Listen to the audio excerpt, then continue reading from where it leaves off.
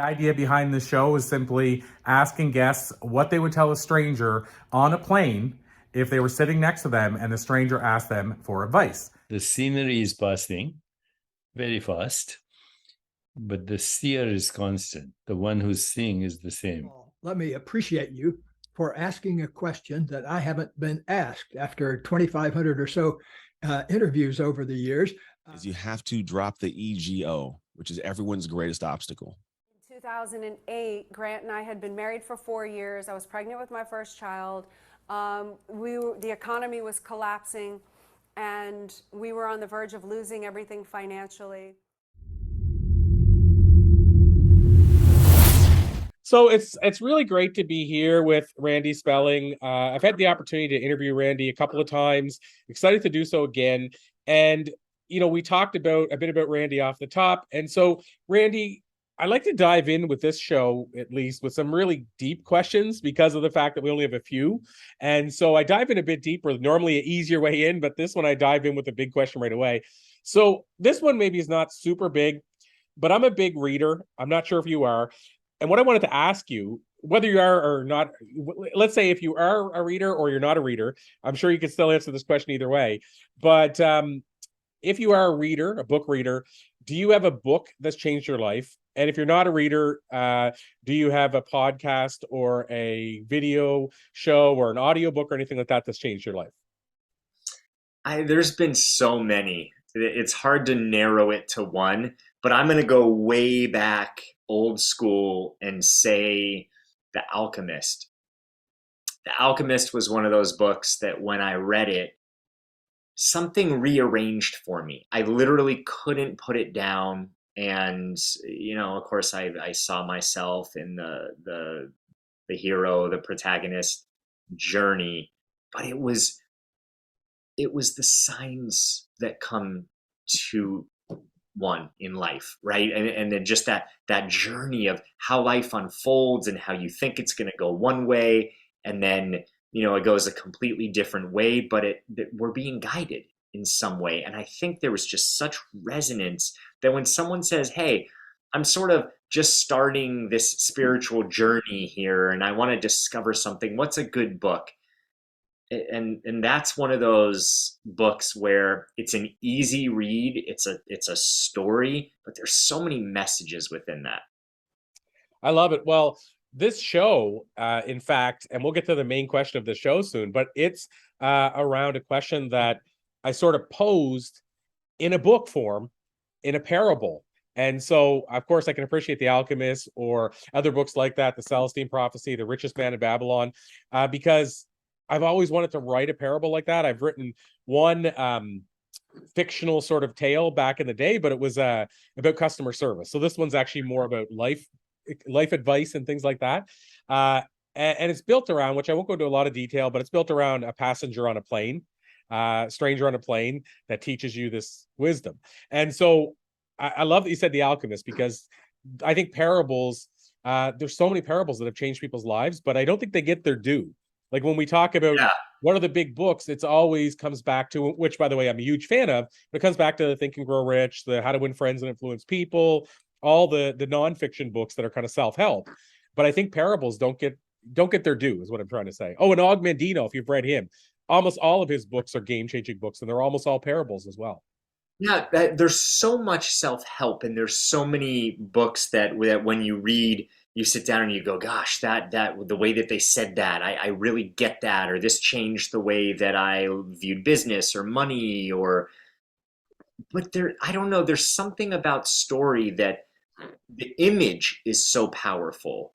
And I don't know about you, Corey, but for me, in the work that I do with people, I find that imagery, that actually using some sort of image that people can see gets people to change really quickly. And words are very powerful, but sometimes it's like, wait, how did that line go? Or what did they say? What was that quote?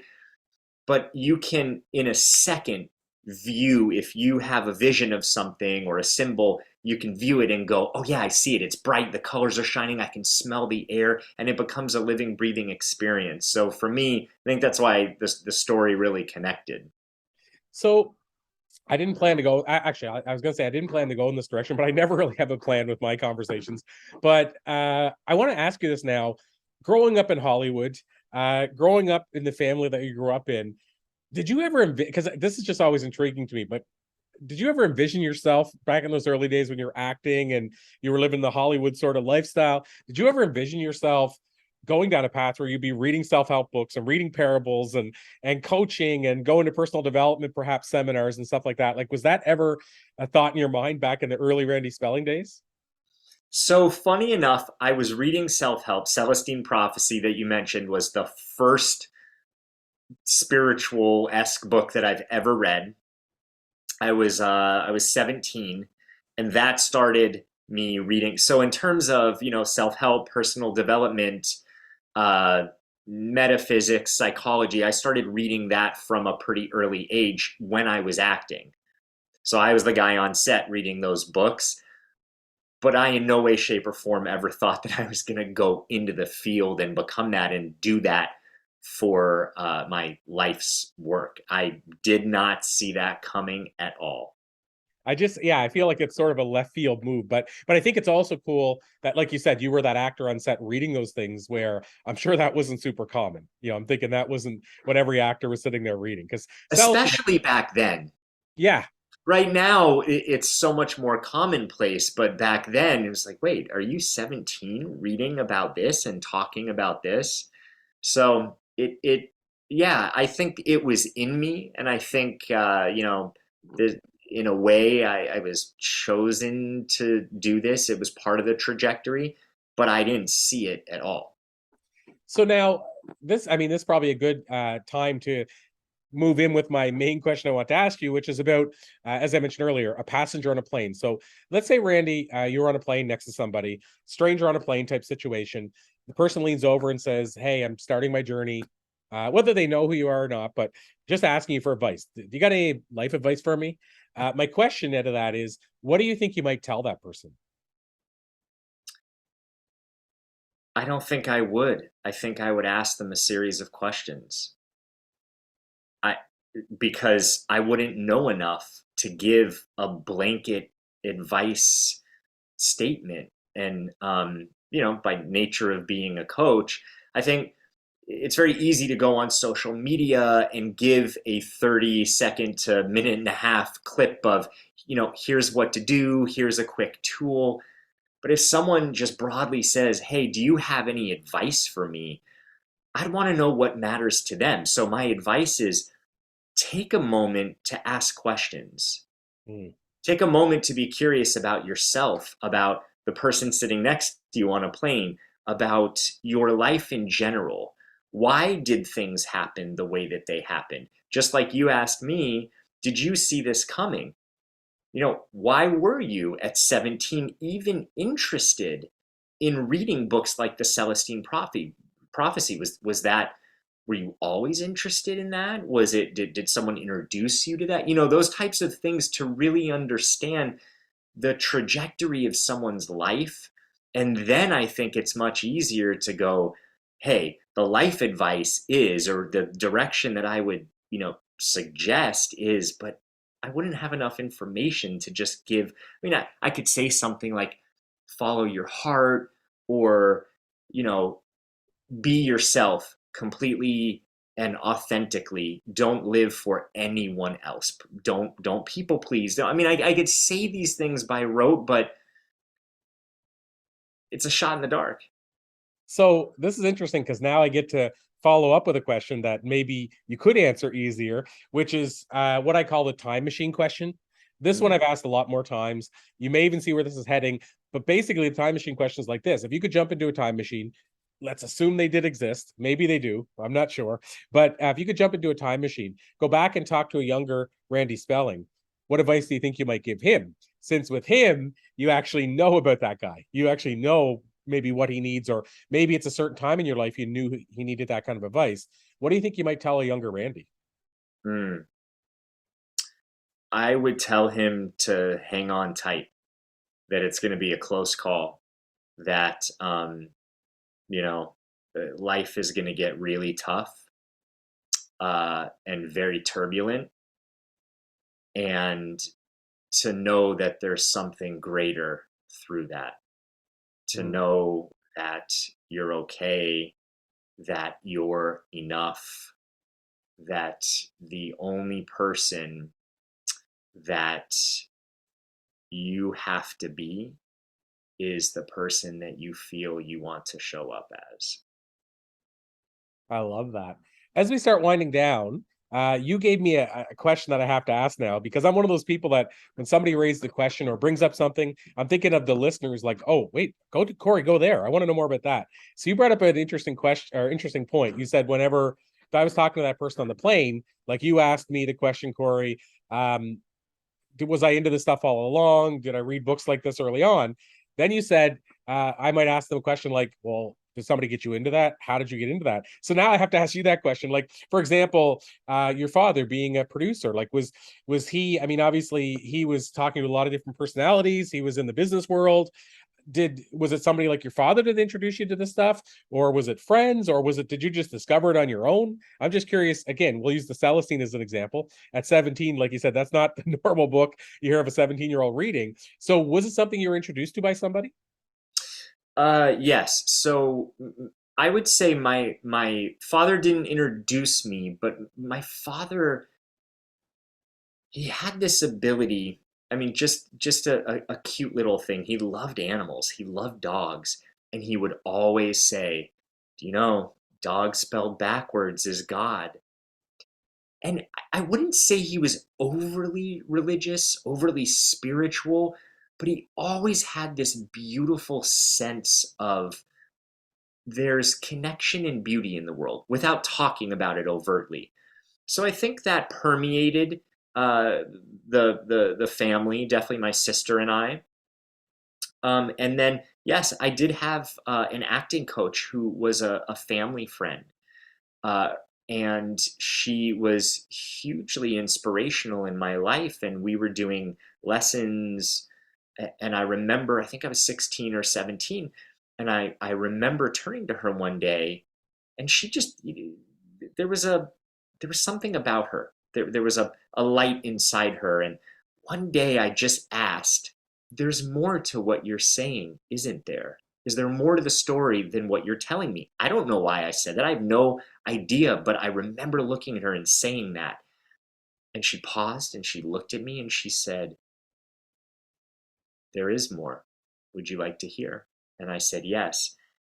And we went down the rabbit hole of Alice in Wonderland and some of her stories and some things. And I ate it all up, and I thought, I need to know more. I need to know about myself and life, and what have I not known, and what do I need to discover? And then it just sent me into this discovery phase.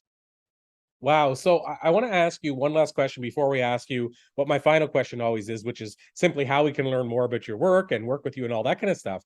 But I wanted to ask you about legacy. And just because I think you have a unique perspective and the fact that you were in, you know, grew up in a Hollywood family. And of course, so looking at your family, I mean, there's a certain legacy that was built there, like your father's legacy of all the work he put out, like, those shows 90210 and what have you. Like, there's a legacy. I mean, I could turn on the TV today and be watching a show, that from what he created. So do you view legacy in that way at all? Meaning it's something that kind of lives longer than us, or do you view legacy, Randy, as something that we get to decide what it is every day and we can be intentional about creating it? I just like to know what your view of this big word legacy is. Great question. It's changed as I've gotten older. So I think when I was younger, legacy kind of effed me up.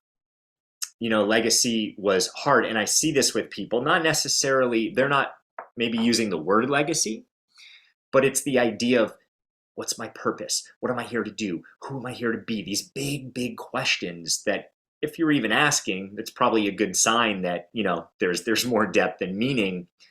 But I think people get caught up of, I'm not being who I'm here to be. I'm not doing something big enough for, the word legacy is so big and in a way almost grandiose. Like, what's your legacy? What are you leaving behind? And I would say, looking at that, I would measure myself going, I don't know. I don't know. And if I didn't know, then I would compare myself, give myself a hard time. And how it's changed, Corey, is now I look at daily legacy. Like you said, how am I living my life daily? I don't know exactly what I'm going to leave behind. And to be honest, I don't necessarily have to leave behind something that for generations and generations they're going to be consuming or talking about. My idea of legacy is the invisible ripples Mhm. of the conversation that we have today that goes out to people, the person that I interact with on the street and smile and say hi and, you know, connect in that way.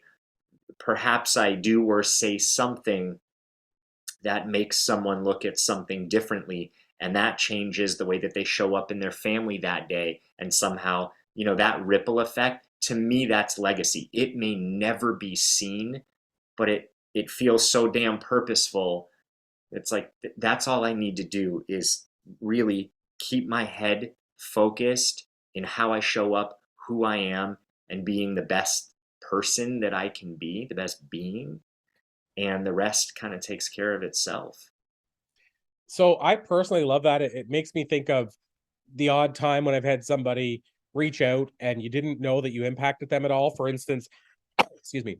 For instance, I did this talk one time. Went into a school, you know, maybe there's 30 people in the classroom, did this talk, left. Hate to say it this way, but you know, a month later, didn't think much about that talk. Get a message maybe 3 years later from this lady. I still remember her first name was Sarah. She said hi, and I'd love to track this down. I'm sure I still have it somewhere. It was on LinkedIn that she sent it to me. Said, "Hi, Corey. I just wanted to tell you, just in case you didn't know, you came and spoke to our class one day. I was ready to quit college. You gave me the kick in the butt I needed to pursue, like to finish and pursue other things." And she said, "Now I manage 3 rental car companies, like 3 separate offices." And she said, "None of that wouldn't have happened without you coming in and delivering the talk that day." And the reason I bring this up, Randy, is because that's not like this grandiose legacy that anybody else is going to know she sent me the message unless I tell them. But Right. but yet, how many people has she impacted because of that? Because she just happened to be there that day I gave that talk, and I just happened to say something that resonated with her. So, to me, to your point, that is infinitely more valuable to me than somebody saying, "Oh, look at a statue of this guy because he did this." So like the idea that, like you said, whether you even know it or not, but you've had some sort of invisible impact on somebody, and that carries on to whoever they impact. That to me, I think, is in a lot of ways as exciting as the idea of let's create something that everybody will, like you say, consume forever. And not that either's right or wrong, Yeah. of course. Nothing's wrong. No, that I mean, there's Approach.